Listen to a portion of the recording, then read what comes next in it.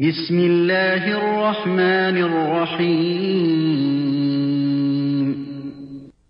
إنما يعمر مساجد الله من آمن بالله واليوم الآخر وأقام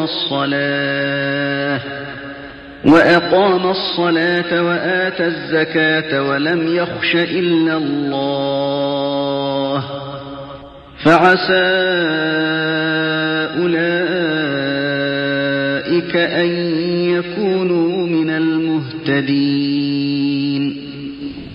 يطيب لي أن أعلن لكم اليوم من مدينة الرسول الكريم عليه الصلاة والسلام عن رغبة ملحة تخامرني منذ إن شاء الله أن أتسلم زمام الحكم في وطني العزيز باستبدال مسمى صاحب الجلالة بلقب أحبه يشرفني أن أحمله وهو خادم الحرمين الشريفين. الله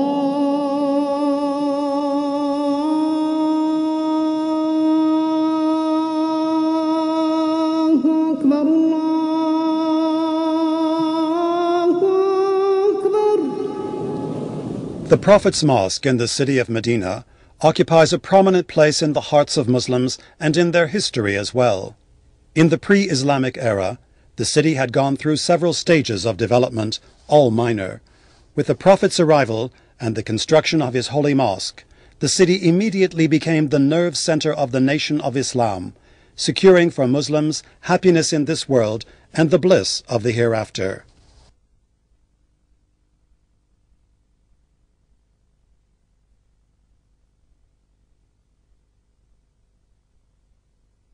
In the first year of the Islamic Hijrah, the Prophet's holy mosque was built in Medina. So simple was the structure at the time that its roof was made of palm fronds.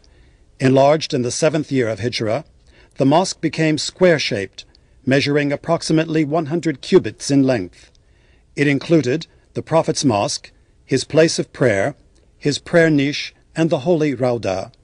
The keen interest shown by the early caliphs and other Muslim leaders in extending the Prophet's holy mosque was maintained by their successors. Latter-day sultans and kings followed in the footsteps of their predecessors, thus keeping the tradition alive. Minarets and domes were added, walls, cylinders, and gates were gilded, thereby enhancing the splendor of the architectural lines of the mosque. Towards the end of the Ottoman era, the Prophet's holy mosque was extended further on orders from the Ottoman Caliph Abdul-Majid. The new extension, brought to completion in the year 1277 Hijrah, added 1,293 square meters to the mosque's area. Under the new extension, domes were built to replace the wood roof. 90 years or so were to pass before a fresh extension of the Prophet's mosque was to be carried out, this time upon orders from King Abdulaziz, may his soul rest in peace. The royal directive was for work to start in 1372 Hijrah. Houses adjacent to the periphery of the mosque were pulled down as part of the extension project. Their owners were duly compensated. So were owners of the land, which was used for the same purpose. The new extension, the first in the Saudi era, was brought to completion in 1375 Hijrah. By adding 6,024 square meters, the new extension raised the total area of the mosque to 16,327 square meters.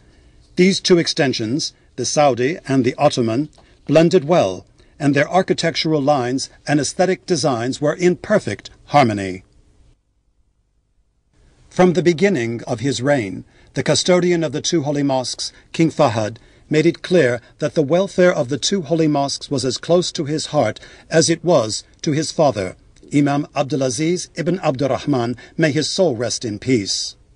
Throughout his reign, marked with unparalleled achievements in various fields, King Fahd's interest in the welfare of the two holy mosques has remained a top priority. On Friday, the 9th of Safar, 1405 Hijrah, the custodian of the two holy mosques laid the foundation stone for yet another extension to the Prophet's holy mosque, the largest ever.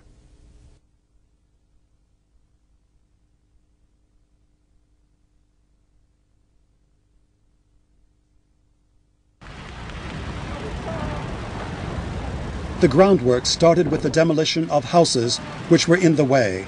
Their owners were fairly compensated.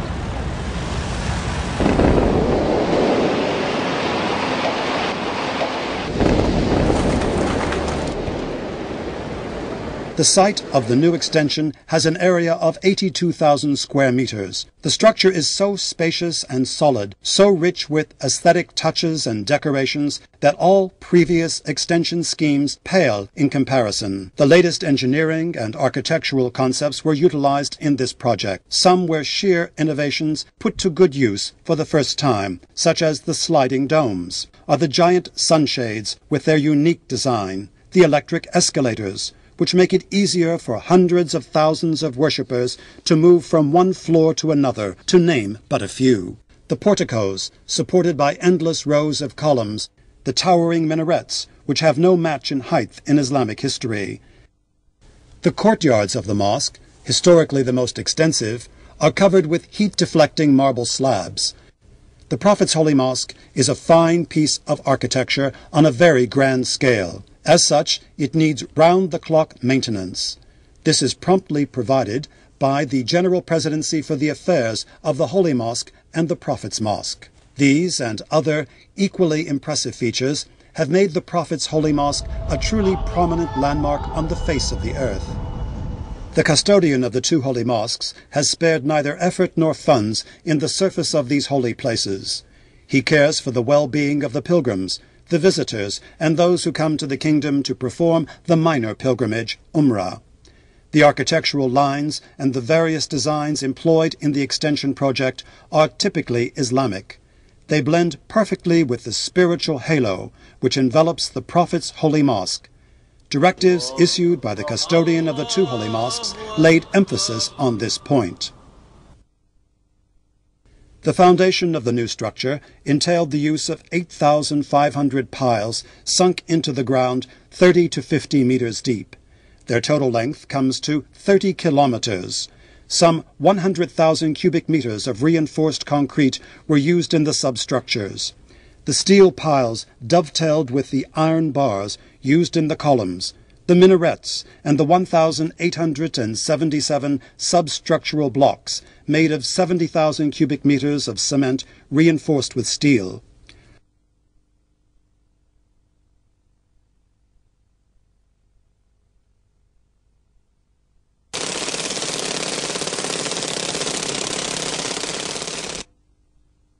On completion, the new extension added a further 82,000 square meters to the area of the Prophet's Mosque, large enough to accommodate nearly 170,000 worshippers.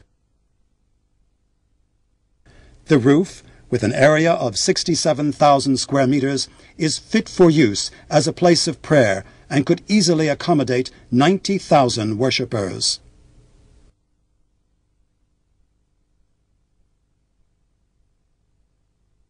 The area of the first floor of the Prophet's Holy Mosque is now 98,500 square meters. That is 5 times larger than the pre-extension figure.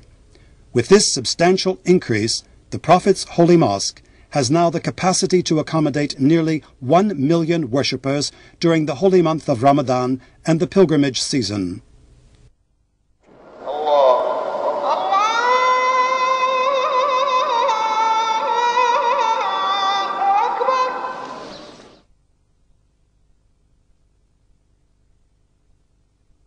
The extension, carried out at the initiative of the custodian of the two holy mosques, features porticos supported by more than 2,100 arch-topped columns. The architectural pattern in use is designed in such a way as to satisfy uniformity and reflect a sense of harmony with the first Saudi extension. The extension ceiling is made of 95 units, of which 68 are fully covered, while the rest are reserved for the sliding domes.